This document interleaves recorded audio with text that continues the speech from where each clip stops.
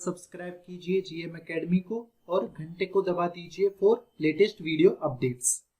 Hello students, welcome back to video solution series of isomerism. आज का video हम start करेंगे लेवल 2 के क्वेश्चन नंबर 31 से। Let's start. क्वेश्चन नंबर 31 हमारे पास, designate the following double bonds as E Z and none configuration in the boxes provided below. तो अपने को जहाँ पे पहले देख लेंगे जीआई हो रहा है नहीं हो रहा, फिर ई जेड कॉन्फिगरेशन डिसाइड करेंगे। तो उसके लिए क्या करना होता है, सीआईपी रूल से नंबरिंग देनी होती है। तो ये दोनों कार्बन पे इंडिविजुअली डिफरेंट ग्रुप जुड़े हुए हैं। जो प्रायोरिटी ऑर्डर है इस कार्बन पे ये 1 होगा, ये 2 होगा। इस ग्रुप पे देखेंगे तो 1 यहाँ पे होगा, 2 यहाँ पे होगा। तो 1 1 सेम डायरेक्शन में, दैट मीन्स यहाँ पे कौन सा कॉन्फिगरेशन होगा, जेड कॉन्फिगरेशन। यहाँ पर अपन देखें, यहाँ पर आप देखिए तो इस कार्बन पर NH2 है, यहाँ पे CH3 है। नाइट्रोजन का एटॉमिक नंबर कार्बन से ज़्यादा है तो इसका 1 नंबर हो जाएगा। अब यहाँ पर देखिए तो ये ग्रुप और ये ग्रुप दोनों ही ग्रुप क्या है, आइडेंटिकल है। दैट मीन्स यहाँ पर जीआई नहीं होगा, तो इसका कॉन्फिगरेशन अपन कुछ भी नहीं लिखेंगे, नन आ जाएगा। यहाँ पर चेक करें तो यहाँ पर भी देखिए आप, इसमें जो हायर प्रायोरिटी होगा वो ऑक्सीजन यहाँ पर है तो 1 यहाँ हो जाएगा, और यहाँ पर सी कार्बन इधर है तो 1 इधर हो जाएगा, जो कि एक दूसरे के अपोजिट है। तो यहाँ पर जो कॉन्फिगरेशन होगा वो क्या होगा, ई फॉर्म होगा। ठीक है, चलिए नेक्स्ट क्वेश्चन है 32 क्वेश्चन हमारे पास दिया गया है कि यहाँ पर कुछ कंपाउंड्स दिए गए A2H। इन कंपाउंड्स के लिए अपने को इन 3 सवालों के जवाब देने की, जैसे total number of stereo isomers कितने, उसमें एनेंटियोमेरिक पेयर कितने और मीजो कंपाउंड कितने। पहला कंपाउंड हमारे पास दिया गया है ट्रक्जेनिक एसिड। अब इस ट्रक्जेनिक एसिड के हमें टोटल स्टीरियो आइसोमर्स बनाने, तो इसके लिए आप क्या कर सकते हैं कि इसका स्ट्रक्चर बनाते हैं। जो ये है ये सबके सब क्या है, कायरल कार्बन है। दैट मीन्स यहाँ पर इनका जो कॉन्फिगरेशन है वो वेज डैश में हो सकता है। तो पहला केस जो मैं बनाता हूँ वो देखता हूँ कि मैंने क्या बनाया। यहाँ पर चारों के चारों जो ग्रुप है वो वेज पे हो सकते हैं। एक बार कि मैंने लेट से इन सबको अप रख दिया, ठीक है। यानी सिंपली अभी मैं इनके क्या बना रहा हूँ, ज्योमेट्रिकल आइसोमर्स बना रहा हूँ। ज्योमेट्रिकल आइसोमर्स दिन इनमें POS COS चेक करूँगा और इनके ऑप्टिकल आइसोमर्स भी फर्दर बनाएंगे, ठीक है। तो एक बार तो क्या केस हो सकता है कि चारों के चारों ग्रुप सेम साइड हो, अबोव हो या डाउन हो, तो मैंने अबोव मान लिए। उसके बाद में क्या करें, कॉन्फ़िगरेशन अपने को चेंज करना है, तो किसी एक ग्रुप को डाउन कर देते हैं। लेट्स से कि एक बार में हमने COOH ग्रुप को डाउन में रख दिया, इस COOH को डाउन में रख दिया और बाकी को वैसा का वैसा रहने दिया। तो बाकी ग्रुप्स वैसे के वैसे रह गए। यहाँ पे PH, ये भी PH यहाँ पे रह गया, ठीक है। एक बार COOH डाउन गया तो, और इसके बाद में एक बार क्या कर सकते हैं अपन, PH भी डिफरेंट ग्रुप है तो एक बार PH को डाउन कर देते हैं। एक बार PH को डाउन कर दिया और बाकी मॉलिक्यूल, इन सब कॉन्फ़िगरेशन में आप क्या ऑब्जर्व कर रहे हैं कि 3D में इन सबका स्पेशियल अरेंजमेंट जो है वो डिफर कर रहा है। तो ये एक दूसरे के स्टीरियो आइसोमर्स है। अब PH भी डाउन हो गया एक बार और COOH भी डाउन हो गया। तो अब तीसरा के जो फोर्थ केस क्या बन सकता है हमारे पास कि COOH ग्रुप आइदर दो COOH ग्रुप डाउनवर्ड साइड में हो या PH, दोनों ही केस एक ही जैसे होंगे। तो आपने COOH को डाउन कर लिया और बाकी PH को यहाँ पर अप रख लिया, ठीक है। इसे PH को यदि हम डाउन रखते तो COOH ऊपर हो जाता, दोनों ही सेम चीज़ थे, ठीक है। इसके अलावा फिर क्या कर सकते हैं कि एक बार COOH को डाउन रखें और एक बार PH को डाउन रखें। ये वाला केस भी बना लेते हैं। जो पॉसिबल केस बन सकते हैं वो केस बना रहे हैं। तो यहाँ पर COOH एक बार डाउन है और एक बार PH भी डाउन है, ठीक है। दोनों डाउन है और बाकी ये दोनों वेज पे ही है। ये भी एक 3D ओरिएंटेशन डिफरेंट हो जाएगा, ठीक है। इसके अलावा क्या केस हो सकता है कि ये जो अपोजिट डायरेक्शन है PH COOH है, इनको आप डाउन कर सकते हैं और बाकी मॉलिक्यूल को वैसा ही रहने दें। तो ऐसा भी केस देख सकते हैं।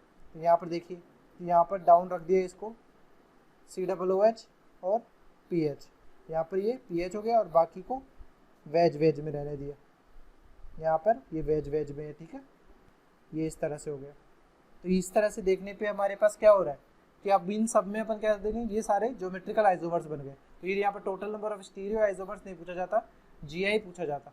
तो अपने पास कितने ज्योमेट्रिकल आइसोमर्स आ जाते हैं, 6, ठीक है। अब यहाँ पे काउंट करते हैं। यहाँ पे देखिए कि यहाँ पे सब पे कायरल कार्बन तो है, बट यहाँ से आप अलोंग देखिए तो यहाँ पर एक प्लेन ऑफ सिमेट्री है, जिससे ये मॉलिक्यूल क्या हो रहा है, इक्वली डिवाइड हो रहा है और एक दूसरे के मिरर इमेज है। यहाँ पर ये प्लेन ऑफ सिमेट्री प्रेजेंट है, कायरल सेंटर, तो ये कंपाउंड क्या हो जाएगा, मीजो हो जाएगा। अब सेकंड कंपाउंड में देखिए तो इसमें आपके पास POS COS आ रहा है क्या, यदि आप इस तरह से भी डिवाइड करते हैं तो यहाँ पे वेज पे है, यहाँ पे डैश पे, तो POS नहीं आ रहा, प्लेन ऑफ सिमेट्री नहीं है, सेंटर ऑफ सिमेट्री भी नहीं है, तो ये मॉलिक्यूल क्या हो जाएगा, कायरल हो जाएगा। और कायरल मॉलिक्यूल जो भी होते हैं उनका एक मिरर इमेज भी हम काउंट करेंगे। ठीक है, इसके बाद में इस वाला ऑप्शन में देखते हैं। इस वाले ऑप्शन में क्या दिया हुआ है, इसमें भी आप देखें तो यहाँ पर भी कोई प्लेन ऑफ सिमेट्री और सेंटर ऑफ सिमेट्री नहीं आएगा। किसी तरह से भी आप डिवाइड करें कि ये इस तरह से यदि डिवाइड करते हैं तो ये दोनों तो एक दूसरे के मिरर इमेज में, पर ये दोनों नहीं है, तो यहाँ पर भी ये मॉलिक्यूल क्या हो जाएगा, कायरल हो जाएगा और इसका एक अपन मिरर इमेज काउंट करेंगे। ठीक है, इसके बाद में हमारे पास यहाँ पर देखते हैं क्या हो रहा है। यहाँ पर आप देखें तो यहाँ पर POS आ सकता है इजीली। ठीक है, यहाँ पर इस तरह से यदि मॉलिक्यूल को ब्रेक करते हैं तो यहाँ पर प्लेन ऑफ सिमेट्री प्रेजेंट है, जिसकी वजह से मॉलिक्यूल क्या हो जाएगा, मीजो, क्योंकि यहाँ पर कायरल सेंटर्स भी प्रेजेंट है। ठीक है, जो मीजो कंपाउंड्स होता है उसका मिरर इमेज अपन आइडेंटिकली मिलता है, इसलिए यहाँ पर कंपाउंड कौन से काउंट करते हैं, सिर्फ 1 ही काउंट करेंगे कि 1 स्टीरियो आइसोमर है ये। इसके अलावा फिर यहाँ पर देखें तो यहाँ पर भी प्लेन ऑफ सिमेट्री नहीं आएगी, तो ये मॉलिक्यूल भी क्या हो जाएगा, कायरल मॉलिक्यूल हो जाएगा और उसका एक मिरर इमेज लगेगा। ठीक है, इसी तरह से अब सेम यहाँ पे देखें तो यहाँ पर भी POS नहीं है, तो ये मॉलिक्यूल क्या हो जाएगा, कायरल मॉलिक्यूल हो जाएगा और इसका भी हम मिरर इमेज काउंट करेंगे। ठीक है, तो यहाँ पर आप काउंट करें कि total number of stereo isomers कितने होंगे, तो यहाँ पर ये 1 हो गया। ठीक है, कायरल मॉलिक्यूल होने की वजह से एक ये और एक मिरर इमेज है, दैट मीन्स 2। यहाँ पे कायरल और मिरर इमेज, दैट मीन्स यहाँ पर भी 2 हो जाएगा। मीजो कंपाउंड 1 है, कायरल प्लस मिरर इमेज यहाँ पर इसका भी 2 है और यहाँ पर भी 2 है। तो टोटल स्टीरियो आइसोमर्स काउंट करें अपन तो 2 तो 4 6 8 प्लस 2, तो टोटल स्टीरियो आइसोमर्स जो हो गए वो 10 हो गए। ठीक है, अब इनैंशियोमेरिक पेयर्स पूछा जाए तो यहाँ पर ये दोनों जो कंपाउंड्स है एक दूसरे के जो मिरर इमेज है ये क्या है, एक इनैंशियोमेरिक पेयर है। ठीक है, यदि पेयर पूछा जाएगा तो एक है, तो इस तरह से कितने पेयर्स हो रहे हैं यहाँ पे, 4 पेयर्स हो रहे हैं। ठीक है, और मीजो कंपाउंड कितने हैं यहाँ पे, 2। यदि यहाँ पर पूछा जाता कि नंबर ऑफ इनैंशियोमर्स कितने हैं तो यहाँ पर आंसर क्या होता, 8, पर यहाँ पर पूछा गया इनैंशियोमेरिक पेयर, तो इसका आंसर होगा 4। नेक्स्ट क्वेश्चन भी दिया हुआ है, इसमें हमारे पास कंपाउंड क्या दिया हुआ है, ट्रक्सिलिक एसिड दिया हुआ है।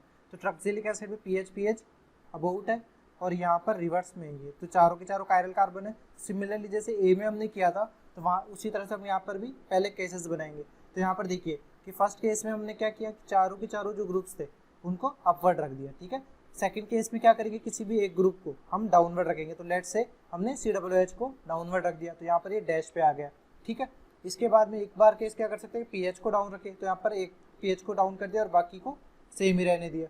ठीक है, अब एक एक तो हो गए। इसके बाद में अपन 2 कॉम्बिनेशन बना सकते हैं कि COOH और पीएच को दोनों को डाउन रखें। अब 1-2 पोजीशन के अलावा COOH पीएच कौन सी पोजीशन पे भी है अपने पास, यहाँ पर भी है कि क्या हो सकता है, एक बार COOH पीएच दोनों के दोनों डाउन में, एक बार क्या हो सकता है, या तो दोनों पीएच डाउन हो या दोनों COOH डाउन हो, दोनों ही केस एक ही होंगे। ठीक है, जो उनका स्पेशल ओरिएंटेशन होगा वो सेम ही होगा। ठीक है, तो यही एक केस होगा। तो टोटल GI यदि आप पूछा जाएगा तो कितने GI बन सकते हैं, 5। अब इन सब में अपन क्या देखेंगे, यहाँ पर काउंट करेंगे कि यहाँ पर POS COS है या नहीं है। तो यहाँ पर आप देखिए कि यदि इस मॉलिक्यूल को आप इस तरह से डिवाइड करें, इस तरह से आप डिवाइड करेंगे तो ये जो मॉलिक्यूल है इनको आप एज ए सर्कल मानिए, तो ये क्या हो रहा है, इक्वली डिवाइड हो जाएंगे। और यहाँ पर पीएच के मिरर इमेज पीएच रिप्रेजेंट है, दैट मीन्स यहाँ पर प्लेन ऑफ सिमेट्री प्रेजेंट है और कायरल सेंटर है, तो ये मॉलिक्यूल क्या हो जाएगा, मीजो हो जाएगा।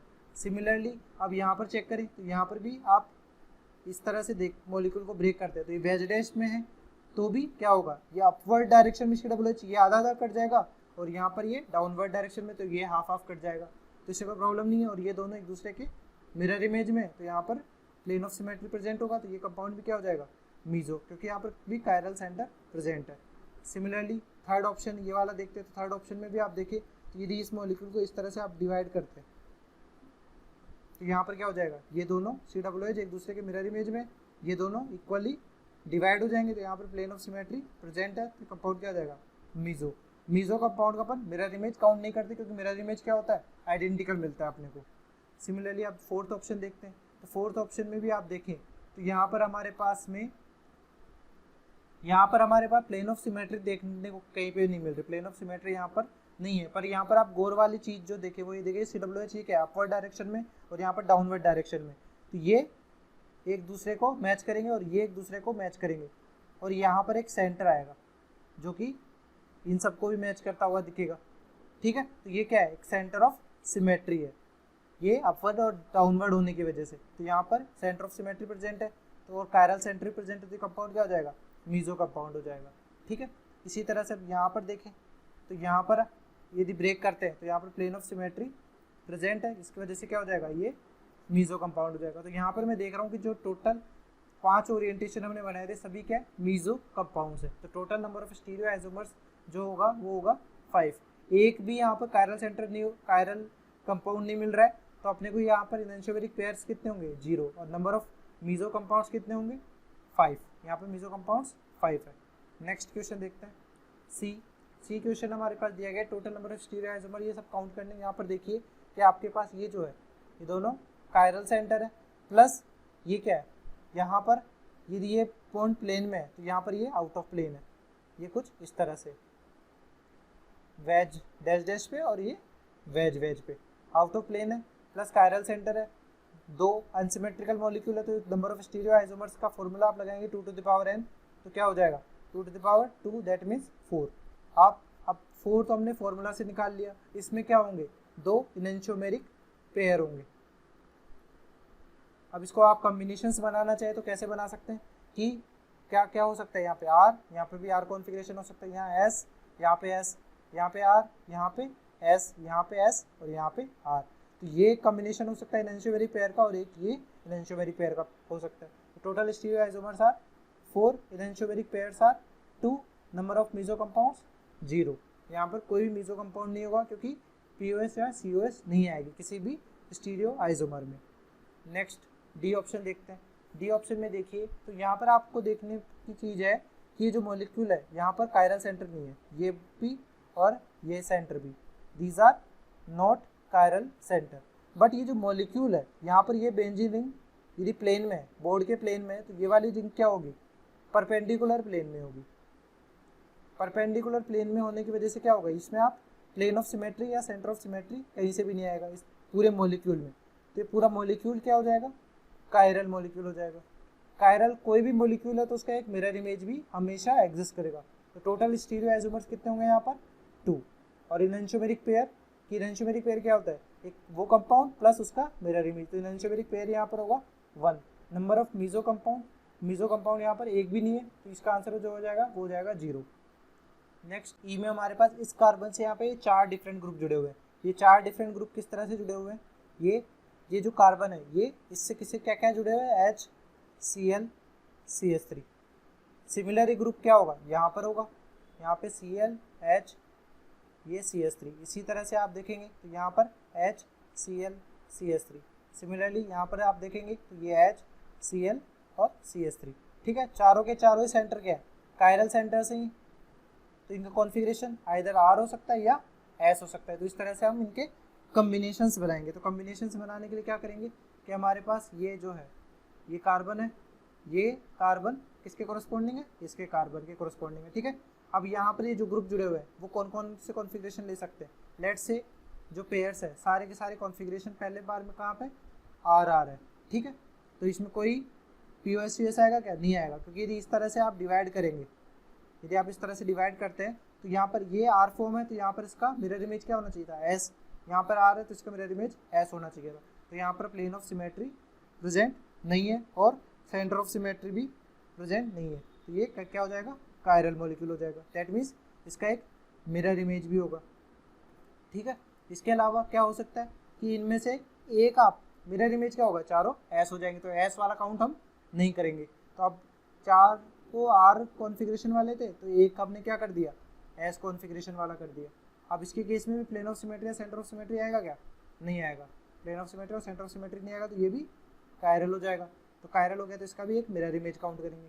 फिर हमारे पास 2 कॉन्फ़िगरेशन जो होंगे वो S कर देंगे, तो इसका S ये भी S कर दिया। ठीक है, और यहाँ पर R और यहाँ पर भी R। अब यहाँ पर देखने वाली चीज़ क्या है, यहाँ पर एक प्लेन ऑफ सिमेट्री आ जाएगी, कायरल सेंटर है प्लस प्लेन ऑफ सिमेट्री आ जाएगी कि यहाँ पर, क्योंकि ग्रुप्स तो सारे सेम है, ग्रुप्स में कोई फ़र्क ही नहीं है, पर जो मिरर इमेज होगा वो R का S आएगा और यहाँ पर भी R का S आएगा। तो यहाँ पर प्लेन ऑफ सिमेट्री प्रेजेंट है ये वाला।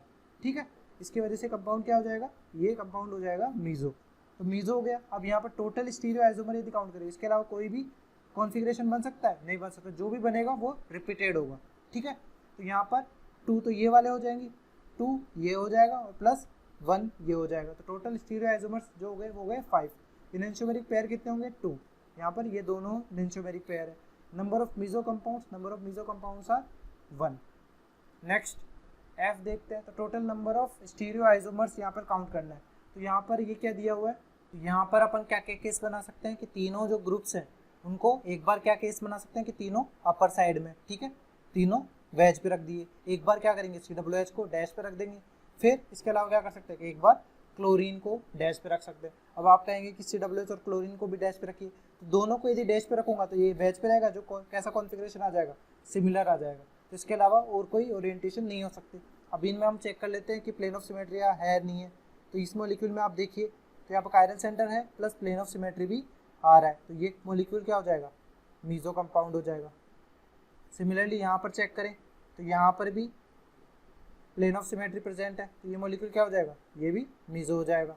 अब यहाँ पर चेक करें तो यहाँ पर आप देखिए, यहाँ पर इसके अलोंग हमें प्लेन ऑफ सिमेट्री नहीं मिल रहा, क्योंकि यहाँ पर क्लोरीन क्या है, अपवर्ड है और यहाँ पे डाउनवर्ड साइड में। तो यहाँ पर प्लेन ऑफ सिमेट्री प्रेजेंट नहीं है, सेंटर ऑफ सिमेट्री भी प्रेजेंट नहीं है, तो ये मॉलिक्यूल क्या हो जाएगा, कायरल हो जाएगा। कायरल होने की वजह से इसका एक हम मिरर इमेज भी काउंट करेंगे। तो total number of stereoisomers यहाँ पर पूछे तो कितने होंगे, यहाँ पर टोटल स्टीरियो आइसोमर्स होंगे 4। और इसमें इनैंशियोमेरिक पेयर कौन सा होगा, यहाँ पर ये 1 इनैंशियोमेरिक पेयर है। और नंबर ऑफ मीजो कंपाउंड्स यहाँ पर टोटल 2 मीजो कंपाउंड्स होंगे, ठीक है। नेक्स्ट जी ऑप्शन है। जी ऑप्शन में देखिए कि total number of stereo isomers हमें पूछा है। तो यहाँ पर आपको देखने वाली चीज़ है कि ये जो कार्बन है ये H और COOH से जुड़ा हुआ है, फिर ये कार्बन है, यहाँ पर ये डबल बॉन्ड जिस प्लेन में, लेट्स से ये बोर्ड के प्लेन में, तो हमारे पास ये जो रिंग होगी ये किस प्लेन में होगी, आउटर प्लेन में होगी, ठीक है, परपेंडिकुलर प्लेन में। और ये किसके सिमिलर अरेंजमेंट है, ये क्यूमुलिन, इवन क्यूमुलिन के तरह का सिस्टम है। इस तरह का सिस्टम है कि यहाँ पे H, यहाँ पे COOH और यहाँ पर भी कोई ग्रुप जुड़े हुए हैं। तो यहाँ पर देखने को आपको क्लोरीन क्लोरीन सेम दिख रहे हैं, बट इनका कॉन्फ़िगरेशन वेरी कर सकता है। इनका कॉन्फ़िगरेशन, ये दोनों कायरल कार्बन है, R भी हो सकता है और S भी हो सकता है। तो यदि ये दोनों के दोनों केस क्या हो, दोनों के दोनों कॉन्फ़िगरेशन, लेट्स से यहाँ पर आप जो ये है, ये आप ये 5 मेंबर रिंग बन गई, यहाँ पर क्लोरीन क्लोरीन जुड़ा हुआ है, यहाँ पर ये क्लोरीन जुड़ा हुआ है और यहाँ पर भी ये क्लोरीन जुड़ा हुआ है। अब इस पे जो कॉन्फ़िगरेशन है इसके हम कॉन्फ़िगरेशन के सेट बना सकते हैं। तो यहाँ पर क्या हो सकता है, यदि यहाँ पर RR हो तो ये पूरा जो सिस्टम है ये OI शो करेगा, नहीं, नो ऑप्टिकल आइसोमेरिज्म। यदि ये SS हो तो ये ऑप्टिकल आइसोमेरिज्म शो करेगा, नहीं, नो ऑप्टिकल आइसोमेरिज्म। यदि ये R और S हो तो इसकी वजह से क्या हो जाएगा, यहाँ पे R होगा और यहाँ पर S होगा। डेट मीन्स क्या होगा, ये ऑप्टिकली एक्टिविटी शो करेगा, क्योंकि डिफरेंट ग्रुप हो गए CIP रूल के हिसाब से। और किसी भी इवन क्यूमुलिन में जो होता है एक डिफरेंट ग्रुप जुड़े होने चाहिए इंडिविजुअल कार्बन पे, तो यहाँ पर ये ऑप्टिकल आइसोमेरिज्म शो करेगा। यदि ऑप्टिकल आइसोमेरिज्म शो करेगा तो इस पूरे कंपाउंड का एक मिरर इमेज भी हम कंसिडर करेंगे, ठीक है। तो इस तरह से हमारे पास कितने केसेस बन गए, 4। यहाँ पर एक कंपाउंड ये वाला बन जाएगा, दूसरा ये बन जाएगा, तीसरा और चौथा ये बन जाएगा, ठीक है। पर यहाँ पर आप देखें तो ये RR और SS ये एक दूसरे की मिरर इमेज है। तो एक इनैंशियोमेरिक पेयर यहाँ से आ जाएगा, एक इनैंशियोमेरिक पेयर यहाँ से आ जाएगा। तो यहाँ पर टोटल स्टीरियो आइसोमर्स अपन काउंट करें तो कितने हो रहे हैं, टोटल स्टीरियो आइसोमर्स आ रहे हैं 4 और इनैंशियोमेरिक पेयर्स कितने होंगे 2। नंबर ऑफ मीजो कंपाउंड्स अपन पूछें तो यहाँ पर मीजो कंपाउंड एक भी नहीं होगा, तो यहाँ पर जो आंसर हो जाएगा वो हो जाएगा 0। यदि आप इसको थोड़ा डिटेल में देखना चाहें कि यहाँ पर RR के कॉन्फ़िगरेशन से क्या फ़र्क पड़ रहा है कि वहाँ पे OI क्यों नहीं होगा या होगा, तो जैसे यहाँ पे मैंने बनाया था कि यहाँ पे क्या हुआ कि आपके पास इस तरह से केस था। यदि इवन क्यूमुलिन होता है तो इवन क्यूमुलिन में क्या होता है, COOH है, ये वेज डैश में हो जाएंगे और यहाँ पर जो भी ग्रुप जुड़ा होगा, लेट से मैंने एज्यूम कर लिया HCOOH ये दोनों डिफरेंट ग्रुप है, तब इनके बीच में क्या होता है, प्लेन ऑफ सिमेट्री या सेंटर ऑफ सिमेट्री नहीं आता, तब ये मॉलिक्यूल क्या हो जाएगा, कायरल। बट किसी भी इवन क्यूमुलिन में यहाँ पे H और यहाँ पर COOH ग्रुप जुड़ा हुआ है और सिमिलर ग्रुप यहाँ पे H और यहाँ पर H जुड़ा हुआ है। अब चाहे से ये नॉन प्लेनरी मॉलिक्यूल हो, बट इन दोनों के रेस्पेक्ट में अपन जब ये एक वर्टिकल प्लेन से आप इसको कट करेंगे और ये दोनों कट हो जाए इक्वल पार्ट्स में, तो एक दूसरे के मिरर इमेज ये वाले हो जाएंगे। यहाँ पर एक प्लेन ऑफ सिमेट्री प्रेजेंट होगा, प्लेन ऑफ सिमेट्री प्रेजेंट होगा तो ये क्या हो जाएगा, एक कायरल मॉलिक्यूल हो जाएगा, ना कि कायरल। यहाँ पर इवन क्यूमुलिन होते हुए भी ये मॉलिक्यूल ऑप्टिकली इनएक्टिव होगा, क्योंकि इस कार्बन से क्या है, दो सेम ग्रुप जुड़े हुए थे। तो यहाँ पर ये जो बेंजीन रिंग है ये किसकी तरह है, यहाँ पर ये बेंजीन रिंग है एक डबल बॉन्ड की तरह। तो इस डबल बॉन्ड पे ये जो ग्रुप जुड़े हुए हैं क्लोरीन क्लोरीन के, जिनका कॉन्फ़िगरेशन सेम होगा, लेट से RR होगा, तो यहाँ पर ये जो सिस्टम है पूरा ये ऑप्टिकली इनएक्टिव होगा। ठीक है, ऑप्टिकल आइसोमेरिज्म शो नहीं करेगा। उसी तरह SS के कॉन्फ़िगरेशन में भी शो नहीं करेगा, बट यहाँ पर R और S कॉन्फ़िगरेशन यदि होता है तो ऑप्टिकल आइसोमेरिज्म शो करेगा, और ऑप्टिकली आइसोमेरिज्म शो करेगा, दैट मीन्स वो ऑप्टिकली एक्टिव होगा। तो ऑप्टिकली एक्टिव कंपाउंड के मिरर इमेज में हमेशा काउंट करते हैं। ठीक है, तो यहाँ पर ये दोनों एक दूसरे के मिरर इमेज तो हो रहे हैं, बट यहाँ पर ये ऑटोमेटिकली, यहाँ पर ऑप्टिकल आइसोमेरिज्म नहीं है जो सिस्टम के अलोंग, बट यहाँ पर इन दोनों के कॉन्फ़िगरेशन की वजह से ये दोनों एक दूसरे के क्या है, मिरर इमेज दिख रहे हैं कि R का S हो रहा है, यहाँ पे R का S हो रहा है, इसलिए यहाँ पर एनेंटियोमेरिक पेयर क्या है, 2 है। ठीक है, तो नेक्स्ट हमारे पास H है। इसमें भी हमारे पास क्या हो रहा था, जैसे पिछला हमने ऑप्टिकल आइसोमेरिज्म देखा है, वैसे यहाँ पर ये भी क्या है, यहाँ पर ये डबल बॉन्ड, ये डबल बॉन्ड और ये डबल बॉन्ड, तो ये E1 की जगह ओड क्यूमेलिन है। ओड क्यूमेलिन में क्या होता है, C double bond C double bond C double bond C।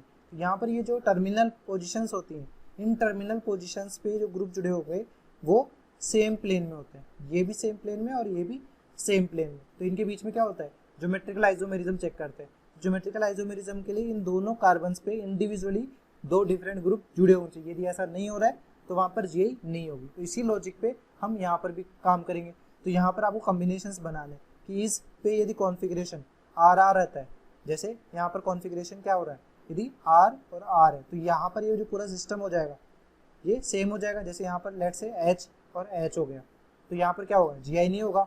ठीक है, तो यहाँ पर नो GI। ठीक है, इसके अलावा दूसरा केस क्या हो सकता है कि S हो, तो यहाँ पर भी कोई ज्योमेट्रिकल आइसोमर नहीं होगा।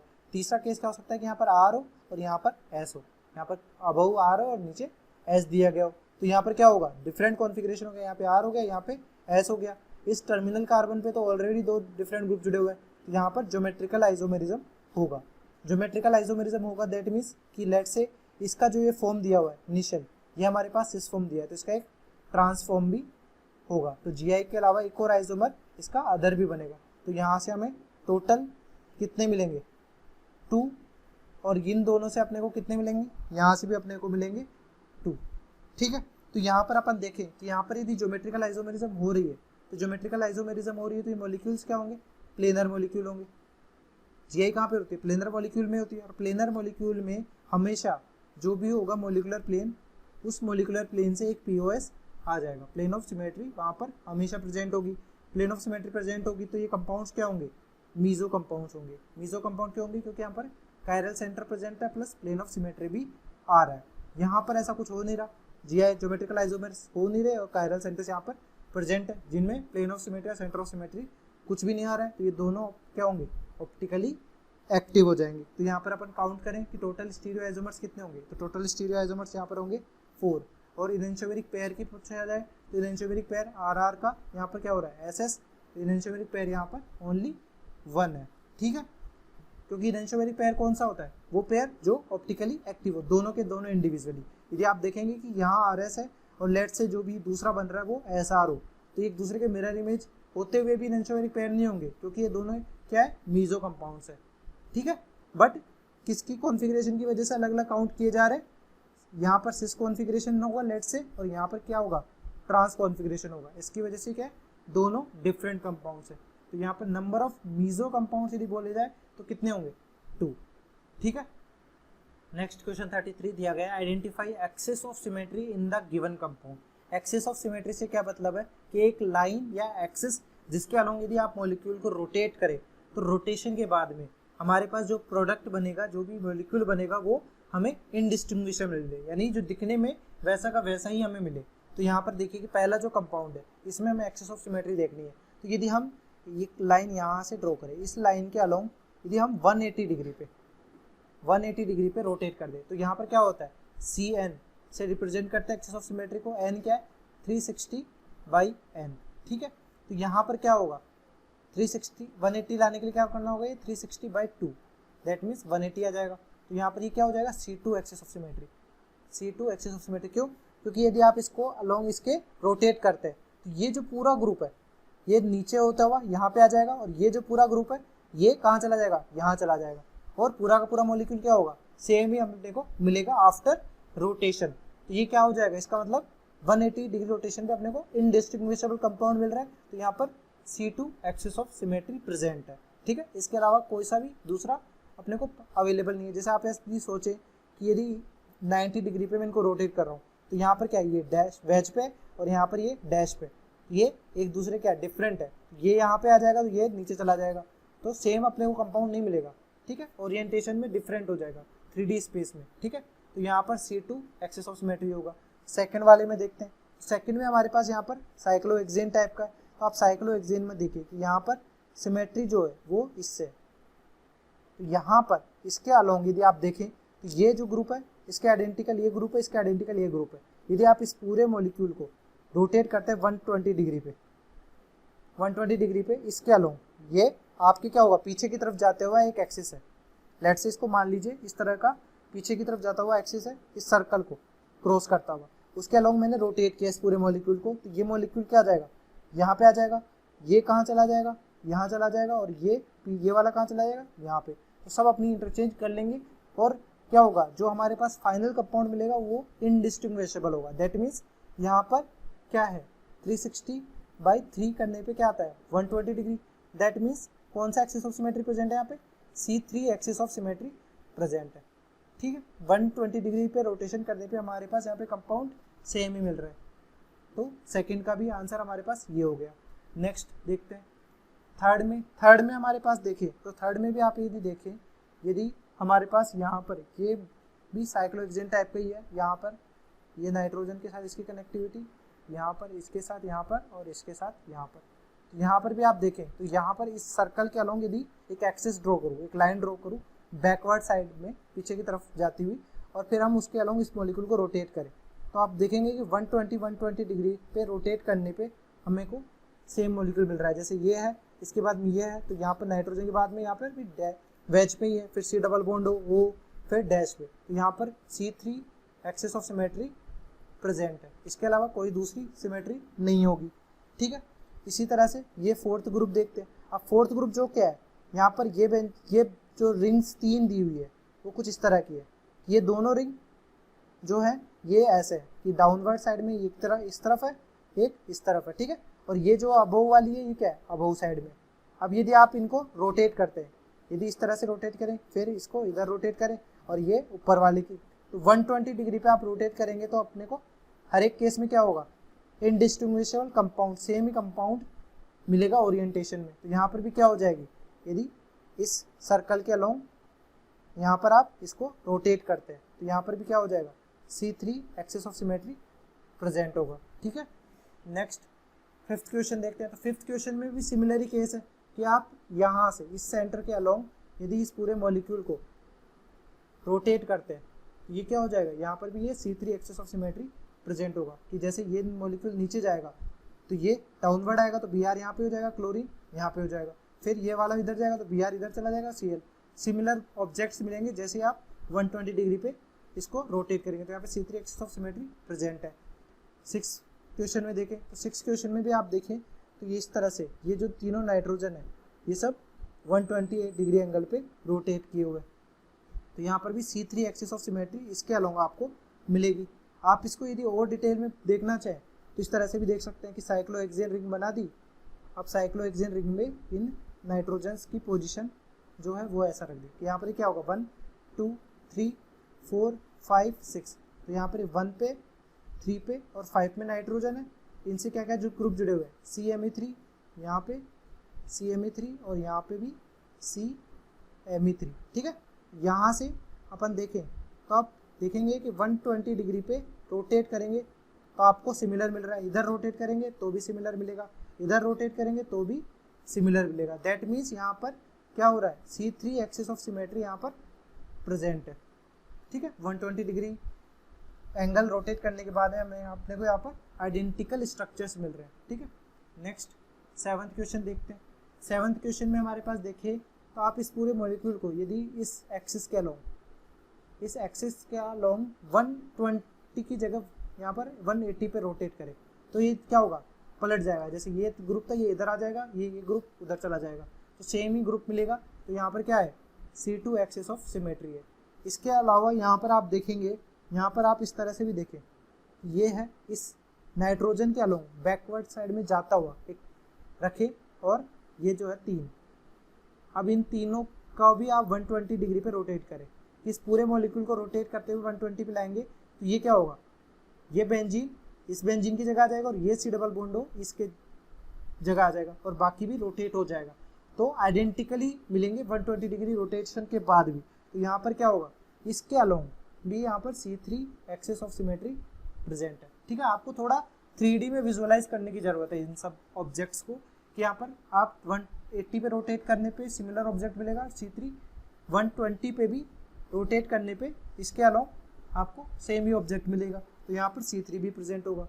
तो यहाँ पर 8th में देखते हैं, तो 8th में तो यहाँ पर सिंपली दिख ही रहा है डायरेक्टली कि आप यहाँ से इसके अलोंग 120 पे रोटेट करते हैं तो ये कहाँ आ जाएगा, यहाँ पे, फिर ये यहाँ पे, और ये जो ग्रुप्स होंगे ये भी अपनी अपनी पोजीशन चेंज कर लेंगे। तो यहाँ पर 120 डिग्री एंगल पे सिमिलर कॉन्फ़िगरेशन अपने को मिल रहा है। तो यहाँ पर क्या हो जाएगा, यहाँ पर C3 access of symmetry present है। ठीक है, C2 एक्सेस है यहाँ पे नहीं है, और कोई भी दूसरी एक्सेस ऑफ सिमेट्री भी प्रेजेंट नहीं है। 9th देखते हैं, तो 9th में भी सिमिलर, जैसा कि अपन ने पहले इन सब बाइसाइक्लो कंपाउंड्स में किया हुआ है कि इस के अलोंग यदि हम ये वाला देखें और 130 पे रोटेट कर दें, यानी ये ऐसा यहाँ पे ये डाउनवर्ड साइड है, ये डाउनवर्ड साइड और ये अपवर्ड साइड है। तो डाउनवर्ड दोनों ये है और अपवर्ड ये है, इनका रोटेशन कर करके आप ऐसे घुमाएं तो 120 डिग्री एंगल पे ये इक्वली है, और ग्रुप से भी जुड़े हुए हैं। ये जो ये यहाँ पे आ जाएगा, ये यहाँ पे आ जाएगा। तो यहाँ पर C3 access of symmetry present है। 10th ऑप्शन में देखें, तो 10th में आप देखें इसके अलोंग इस ऑक्सीजन को कट करते हुए, फिर इस कार्बन को कट करते हुए, जो ये इनके मिडल से आप जाते हुए जो एक एक्सेस निकलेगा उसे आप घुमाएं 120 डिग्री पे, 180 पे। तो ये जो ग्रुप होगा ये इधर आ जाएगा, ये ग्रुप उधर चला जाएगा। तो यहाँ पर जो एक्सेस ऑफ सिमेट्री होगी वो क्या होगी, C2 एक्सेस ऑफ सिमेट्री होगी। नेक्स्ट 11th देखते हैं, तो 11th भी सिमिलर ही होगा। यहाँ पर भी क्या है, ये दोनों क्लोरीन्स क्या होंगे, ऐसे होंगे कि यहाँ पर जैसे वेज में और ये डैश में।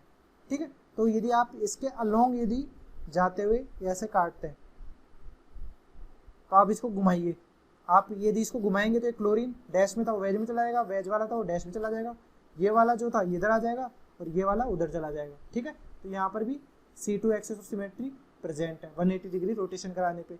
12th में भी देखें तो इसमें भी सिमिलर ही इस तरह से कट करेंगे अपन, यहाँ पे डबल बॉन्ड है, यहाँ पे भी डबल बॉन्ड है, सिमिलर हो जाएगा। तो यहाँ पर भी C2 access of symmetry present है।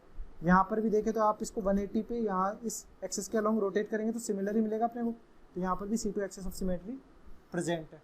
ठीक है, नेक्स्ट क्वेश्चन 34 हमारे पास यहाँ पे दिया गया है। यहाँ पे अपने को कुछ कंपाउंड्स दिए गए हैं, तो इन कंपाउंड्स में अपने को क्या काउंट करना है, एसिमेट्रिक कार्बन एटम्स को लेबल करना है और उनका कॉन्फ़िगरेशन डिसाइड करना है कि वेदर दे आर R और S। ठीक है, तो कॉन्फ़िगरेशन अपन कैसे डिसाइड करते हैं, यहाँ पर सब वेज डैश फॉर्मूला है। तो वेज डैश फॉर्मूला के लिए आपको सिंपली लॉजिक्स जो अपनाने वो कैसे अपनाने, कि जैसे लेट से यहाँ पर मैं कुछ भी ले लेता हूँ अभी, तो यहाँ पर मान लीजिए कि A B C D। ठीक है, यहाँ पे अब मैं नंबरिंग कर देता हूँ CIP रोल से कि यहाँ पर 1 2 3 4। अब यदि 4th प्रायोरिटी ग्रुप यदि डैश पोजीशन पे है तो आपको कुछ भी नहीं करना है, हमेशा 1 2 3 1 से 2 से 3 की तरफ जाना है। 1 2 3 जाएंगे आप, यदि आपके पास क्लॉकवाइज जा रहे हैं तो आपके पास क्या कॉन्फ़िगरेशन आएगा R, यदि आप एंटी क्लॉकवाइज जा रहे हैं तो क्या कॉन्फ़िगरेशन आएगा S। ठीक है, बट यदि ऐसा ही कॉन्फ़िगरेशन ऐसा हो कि जैसे लेट से यहाँ पर डैश था, अब यहाँ पर A B, यहाँ पर आप C लिख दीजिए और यहाँ पर D लिख दीजिए, तो नंबरिंग करेंगे CIP रूल से तो 1 2 हो गया। अब यहाँ पर 3 ये था और 4 ये था, तो 4th प्रायोरिटी ग्रुप जो होगा वो यदि आपके पास डैश पोजीशन पे नहीं है तो उसको डैश पे लाना जरूरी है। तो उसके लिए आपको सिंपली क्या करना है कि जो भी डैश पे ग्रुप जुड़ा हुआ है उस नंबर को कट कीजिए, इस नंबर को भी कट कीजिए, ये जो नंबर था डैश वाला उसको यहाँ लिख दीजिए, और जो जिसके साथ इसको रिप्लेस किया उस नंबर को 4th प्रायोरिटी ग्रुप हमेशा डैश पे ला के रख दीजिए। अब 4th प्रायोरिटी ग्रुप यहाँ पे आ गया, अब 1 2 3 जाइए। ठीक है, अब 1 2 3 जाने पे क्या हो रहा है, 1 2 3 जाने पे लेट से हमारे पास एंटी क्लॉकवाइज आ रहा है, तो क्लॉकवाइज यदि आता तो क्या हो रहा है, वहाँ पे R होना चाहिए था, बट अपन ने क्या किया, एक सिंगल स्विच किया है। सिंगल स्विच करने की वजह से कॉन्फ़िगरेशन कायरल कार्बन का चेंज हो जाता है, तो यहाँ पे R नहीं होगा S होगा। यदि एंटी क्लॉकवाइज जाते हैं इस केस में तो वहाँ पर एस नहीं होकर आर होगा, ठीक है। तो इसी तरह से आपको इन सब क्वेश्चंस में कायरल कार्बन का कॉन्फ़िगरेशन डिसाइड करना है। तो सबसे पहला जो क्वेश्चन था उस क्वेश्चन में देख लेते हैं कि यहाँ पर नंबर ऑफ कायरल सेंटर्स कौन कौन से। तो यहाँ पर ये ग्रुप्स देखिए, ये सब जो है ये सब हमारे पास कायरल कार्बन्स ही है। अब इन सब कायरल कार्बन्स का जो कॉन्फ़िगरेशन अपने को डिसाइड करना है वो कॉन्फ़िगरेशन आप किन से डिसाइड करेंगे, इन सब पैरामीटर्स के बेसिस पे इनका कॉन्फ़िगरेशन डिसाइड करेंगे, ठीक है। तो इस तरह से कर लेते हैं। तो यहाँ पर हमने क्या कर लिया, सबके कॉन्फ़िगरेशंस लिख दिए हैं। जो भी कायरल सेंटर है उन सब कॉन्फ़िगरेशन को अपन ने किसके बेसिस पे कैलकुलेट किया, इन सब मेथड्स के बेसिस पे कैलकुलेट किया। आप इन सभी को कायरल कार्बन्स का कॉन्फ़िगरेशन सेपरेटली निकाल सकते हैं और इन दो मेथड्स के बेसिस पे। और आप इसी तरह से हम नेक्स्ट कुछ क्वेश्चंस भी हमारे पास सिमिलर ही है। जैसे सेकंड दिया हुआ है, इस क्वेश्चन में भी हमारे पास क्या दिया हुआ है, यहाँ पर कुछ कायरल सेंटर्स थे, उन्हीं आरएस कॉन्फ़िगरेशन करना है जो कि अपन अबव मेथड से करेंगे। तो आप इन सभी मॉलिक्यूल्स को पोज करके इनके आरएस कॉन्फ़िगरेशन को नोट कर सकते हैं और अपने आंसर से भी मैच कर सकते हैं, ठीक है। आप इनको टैली कर लीजिएगा, ठीक है। चलिए नेक्स्ट क्वेश्चन पढ़ते हैं। 35 हमारे पास दिया गया है कि identify relationship between given pairs. तो यहाँ पर आप देखिए कि वन जो है, वन पेयर में हमारे पास में यहाँ पर दिया हुआ है कि ये कायरल कार्बन है, ये भी कायरल कार्बन है, ये भी कायरल कार्बन है, ये सब भी कायरल कार्बन है। तो यहाँ पर कायरल कार्बन्स में आप देखें, गौर वाली जो बात है वो ये है कि ये इन दोनों कार्बन्स का क्या है, कॉन्फ़िगरेशन कांस्टेंट है। बट यहाँ पर ये डैश पे था, ये वेज पे आ गया, तो इसकी वजह से क्या है, इसका कॉन्फ़िगरेशन चेंज हो गया। यानी ओनली वन कायरल सेंटर पे यहाँ पे कॉन्फ़िगरेशन चेंज हो रहा है। तो ये क्या होंगे, एक दूसरे के डायस्टीरियोमर होंगे, ठीक है। इसके अलावा आप इस तरह से भी कैलकुलेट कर सकते हैं कि यहाँ पर जो कॉन्फ़िगरेशन है हर एक कायरल सेंटर का वो आप निकाल सकते हैं कि जैसे इसका कॉन्फ़िगरेशन आर है, इसका कॉन्फ़िगरेशन एस है, इसका कॉन्फ़िगरेशन आर, इसका कॉन्फ़िगरेशन एस, ठीक है। बट यहाँ पर इसका कॉन्फ़िगरेशन एस है और इसका आर है। तो इनका यदि अपन कॉम्बिनेशन देखेंगे तो ये दोनों एक दूसरे के मिरर इमेज नहीं है, नॉट मिरर इमेज। तो इनके बीच में क्या रिलेशन होगा, डायस्टीरियोमर का रिलेशन होगा, ठीक है। यहाँ पर सेकंड देखिए, ये जो है ये ट्रांस है और ये सिस है। सिस ट्रांस के बीच में क्या रिलेशन होता है, ये नॉन मिरर इमेज आइसोमर्स है, तो ये भी क्या होंगे, डायस्टीरियोमर्स होंगे, ठीक है। थर्ड ऑप्शन देखते हैं। थर्ड ऑप्शन में हमारे पास यहाँ पर कायरल सेंटर दिए हुए, ठीक है। और ये कायरल सेंटर के साथ साथ यहाँ पर एक प्लेन ऑफ सिमेट्री भी आ रहा है, प्लेन ऑफ सिमेट्री आ रहा है। तो ये दोनों एक दूसरे क्या है, मिरर इमेज है। बट प्लेन ऑफ सिमेट्री आने की वजह से कंपाउंड क्या हो जाएगा, मीजो। और मीजो में दोनों मिरर इमेज क्या होते हैं, एक दूसरे के सेम कंपाउंड होते हैं, यानी आइडेंटिकल कंपाउंड होते हैं। तो यहाँ पर जो रिलेशन होगा इनके बीच में वो होगा आइडेंटिकल। ये दोनों एक दूसरे के आइडेंटिकल है। दैट मीन्स यदि आप इस पूरे मॉलिक्यूल को 180 पे रोटेट करते हैं तो इस कंपाउंड पे कंप्लीटली सुपर इम्पोज कर जाएगा, ठीक है, यानी कंप्लीटली इसको छुपा लेगा। नेक्स्ट क्वेश्चन देखते हैं। फोर्थ क्वेश्चन में देखते हैं। फोर्थ क्वेश्चन में हमारे पास क्या दिया हुआ है कि यहाँ पर ये मॉलिक्यूल है, इसको आप यदि 180 डिग्री पे रोटेट करते हैं, यानी यहाँ से इस तरह से अबव साइड में, तो यहाँ पर कैसा बनेगा ये कॉन्फ़िगरेशन, ये ET ऊपर चला गया, इसके साथ OH इधर रह जाएगा, H इधर, यहाँ पर ये OH इधर, H इधर और CH3 इधर। तो यहाँ पर ऑब्जर्व करने वाली बात है कि दोनों जो कंपाउंड आ रहे हैं ये सेम है। दैट मीन्स इन दोनों के बीच में क्या रिलेशन है, ये सेम कंपाउंड्स है, आइडेंटिकल कंपाउंड है। जैसे ही आप इसको 180 पे रोटेट करेंगे तो ये दूसरे को सुपर इम्पोज कर जाते हैं, तो इनके बीच में जो रिलेशन होगा वो होगा आइडेंटिकल। नेक्स्ट देखते हैं फिफ्थ में आप देखिए कि ये जो कंपाउंड है CH3 क्या है, अपोजिट डायरेक्शन में, दैट मीन्स ये ट्रांस है। यहाँ पर भी ये फॉर्म क्या है, ट्रांस है। तो एक दूसरे के क्या है, सिमिलर कंपाउंड्स है, तो यहाँ पे भी इनके बीच में क्या रिलेशन होगा, आइडेंटिकल रिलेशन होगा। नेक्स्ट सिक्स्थ देखते हैं। सिक्स्थ में आपको देखने वाली जो चीज़ है, यहाँ पर देखिए CH3 क्या है, अप साइड है, यहाँ पर भी अप साइड है। तो इसको आप इस तरह से भी समझ सकते हैं कि यहाँ पर ये मॉलिक्यूल इस तरह से दिया हुआ है, यहाँ पर CH3 और H, ठीक है, यहाँ पर इसके साथ ये और इसके साथ ये, ठीक है, यहाँ पर ये CH3 दिया हुआ है, यहाँ पर ये CH3 दिया हुआ है। इसका हमने मिरर इमेज बनाया एक, तो इसका मिरर इमेज क्या बनेगा, इस तरह से कुछ बनेगा, C डबल बॉन्ड CH3 और H, ठीक है। यानी जो मिरर इमेज बनेगा तो CH3 यहाँ पे आएगा, H इधर आएगा, बाकी ग्रुप्स वैसा के वैसे रहेंगे, यहाँ पे CH3 और यहाँ पर भी CH3, ठीक है।